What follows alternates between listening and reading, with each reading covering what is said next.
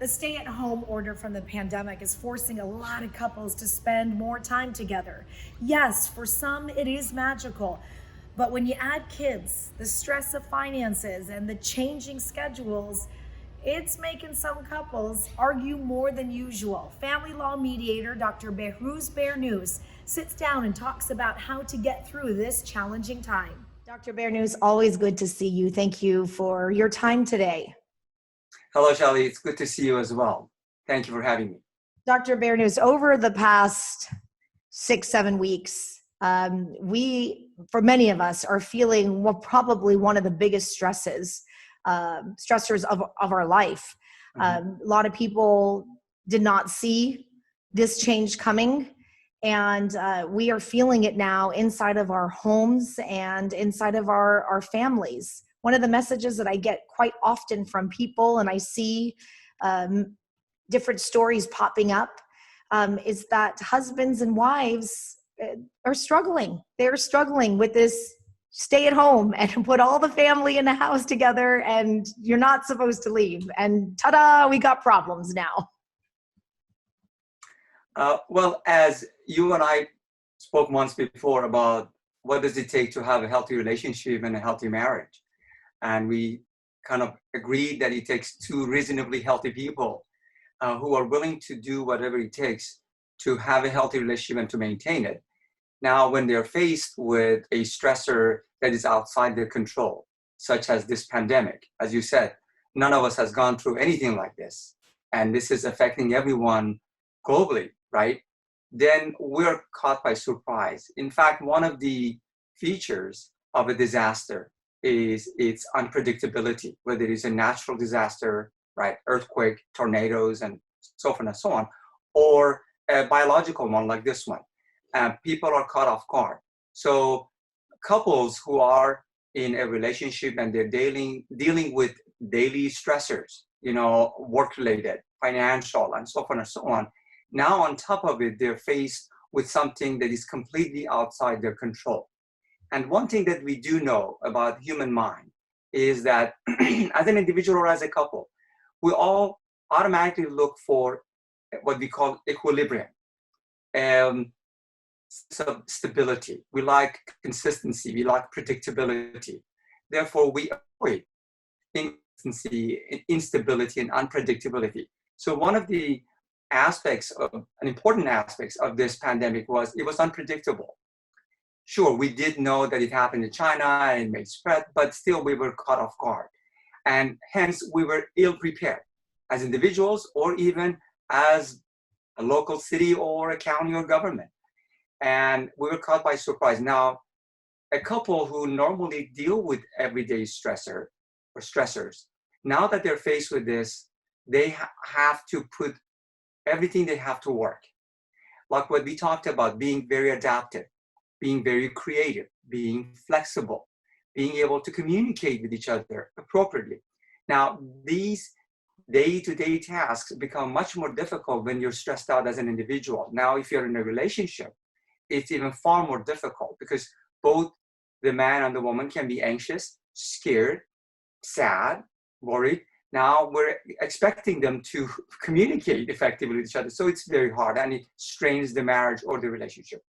And I'm glad you bring that up because you are right. Marriage already, and we've talked about this before in previous podcasts, it is really one of the hardest things that you do is trying to build a life with somebody, especially when children get involved in it and you're trying to raise these new little humans. But you already have in the stresses of marriage, financial stress, emotional stress, there's work stress. You're dealing with this all normally to begin with. But then all of a sudden, somebody changed the rules of the game.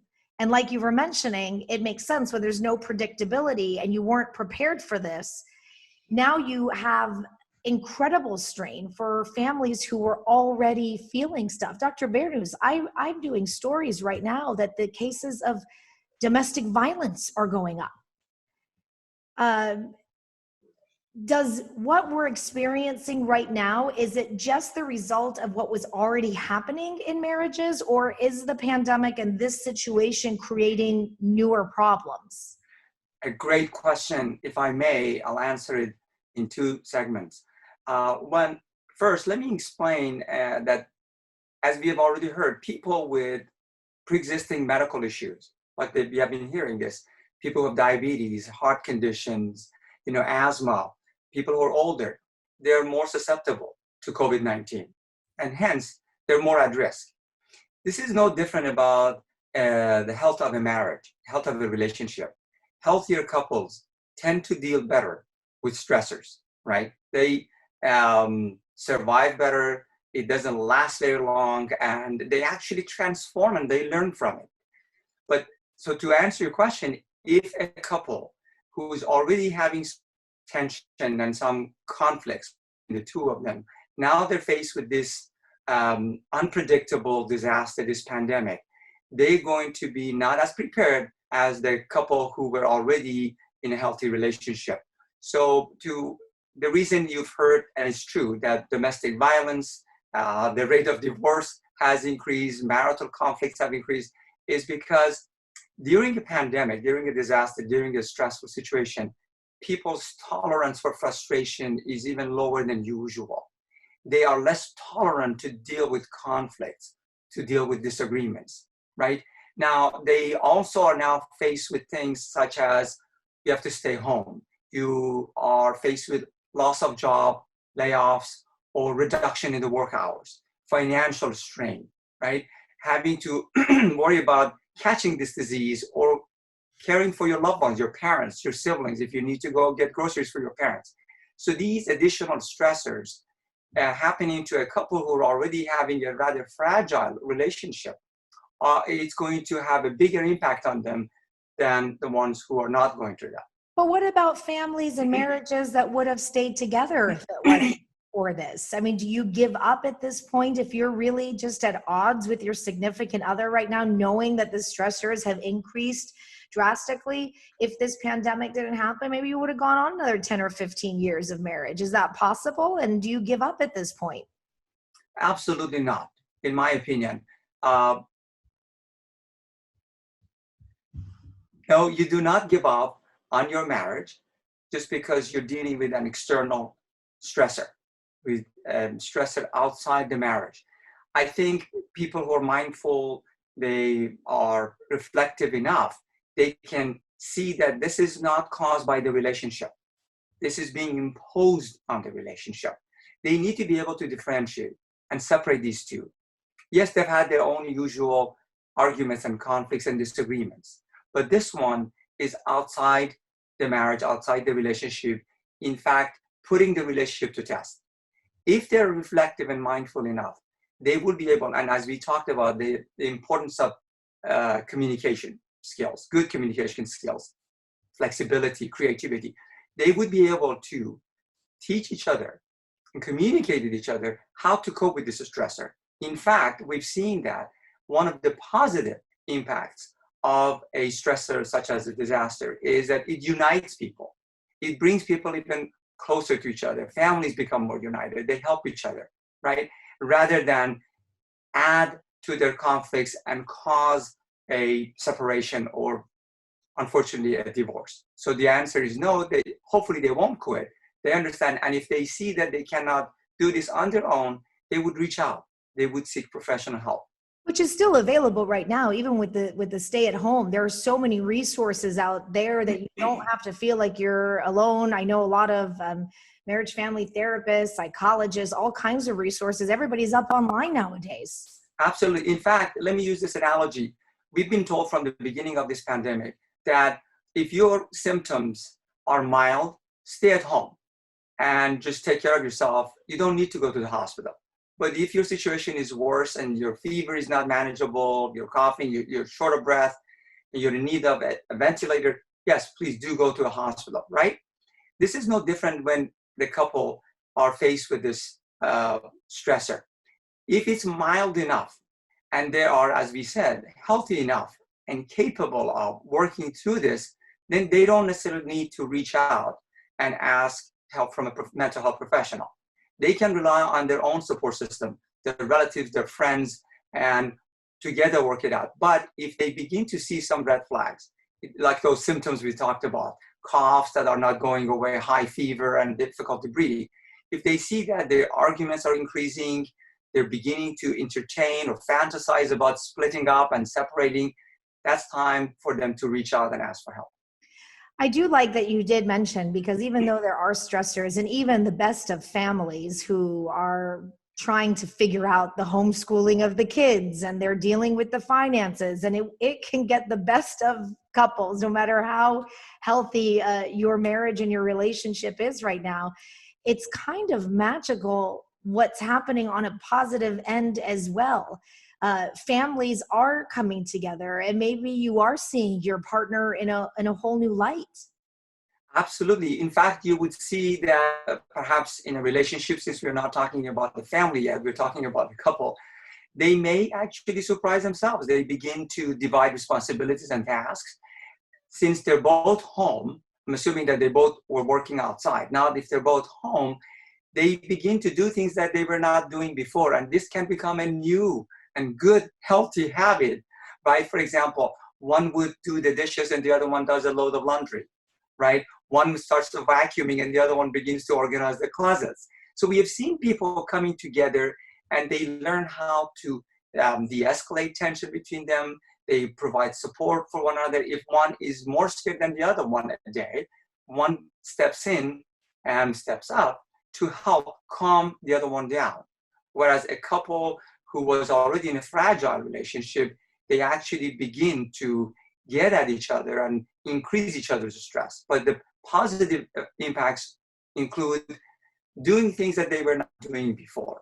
Yeah, you bring this up, and I have to just share it because you say this, and it makes me think of my own husband. And even though he's lost a few points in my book for getting on my nerves for other things and managing kids, on the flip, but I think he's washed more dishes in the past few weeks than he has washed in his life, and that actually, in my opinion, makes him kind of hot.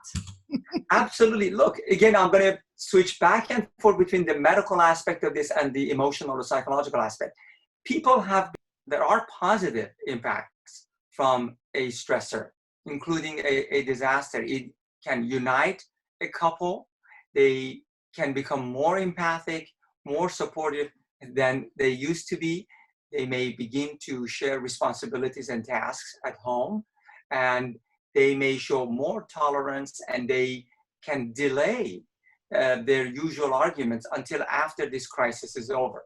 So that's in case of people who have a relatively healthy relationship.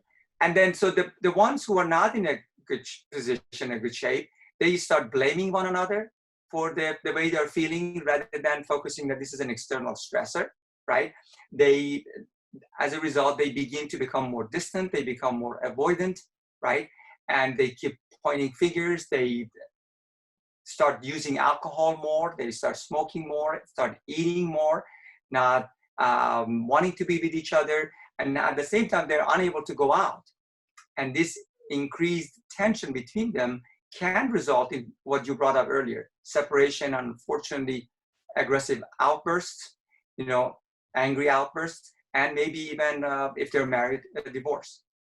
So what do you do, Dr. Bernous? At this point, even though there is a light at the end of the tunnel, it looks like for the next several months, if not even a year, we will continue to feel these stressors as we're trying to adjust to the kids being home and change in jobs and how we're going to handle this pandemic, which they say is 12 to 18 months from resolving. If you want your marriage to stay together at this point, what do you do? Well, first of all, let me say that I have to acknowledge what you're doing.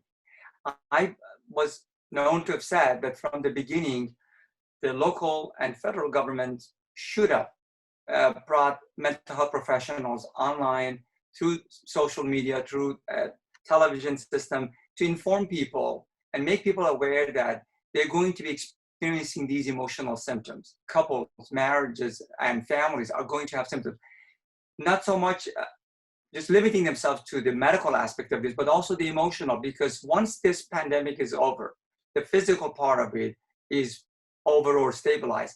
People are still going to show emotional reactions to this trauma, to this pandemic, right? As you said, we're going to have divorces and separations, right? So my suggestion is to enable people have access to mental health professionals, to bring professionals on television and radio and to talk to people and inform them, like we just did. If their symptoms are minor, they can handle it and they can use their own support system, family, relatives, and friends. But otherwise, not to shy away from reaching out. And as you said, psychologists, psychiatrists, counselors are providing their services through virtual mediums, through Skype, Zoom, and any other means available. People have phone sessions, especially that they don't want to go to someone's office at this point. So when you say what we do reach out and we ask for help. Well, we're hoping that the next few months we get less stressed and we can navigate out of this and keep the families together. We appreciate your time, Dr. Bernous, and your very valuable advice. Thank you so much. It was nice being with you. You've been listening to It Is What It Is with Shali Zomarodi. You can join in and ask your questions live on Shali's Facebook or Instagram page. You can find so much more by following Shali on Facebook, Instagram, Twitter, YouTube, and by visiting shalD.com.